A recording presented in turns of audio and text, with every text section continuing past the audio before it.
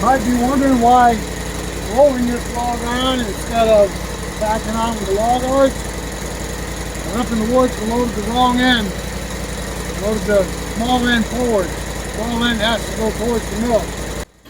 Hello everybody and welcome back to our channel, Two Brothers Outdoors. Today we are going to be sawing up this knotty, gnarly hard maple log by ourselves, solo so to speak.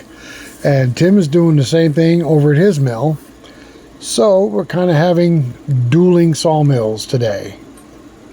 Actually what's happening is we've got several people inquiring about 8-foot long wide maple boards, 1-inch thick. So we're going to produce some so that people can come get them. Stick with us and watch us cut up these logs.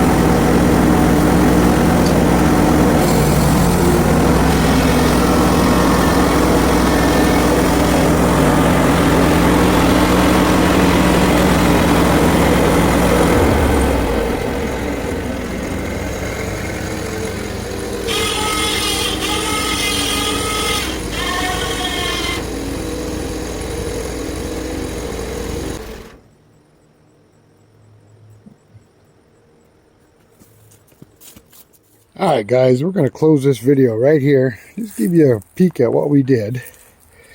This is a hard maple log. Had lots of knots, lots of branches sticking off of it. And it really came out nice. I mean, some of the color in this is just absolutely awesome. I think I don't like doing the water test because it obviously makes the wood wet. But I'm going to show you some of the curly maple in this and some of the other characteristics in this board before we go. All right. I don't know if the sunlight will allow us to see this, but this board has turned out exceptionally beautiful. Look at this. This is going to make some woodworker very happy. All right, guys. Thanks for coming along with me on this little bit of a journey of sawing up this hard maple log.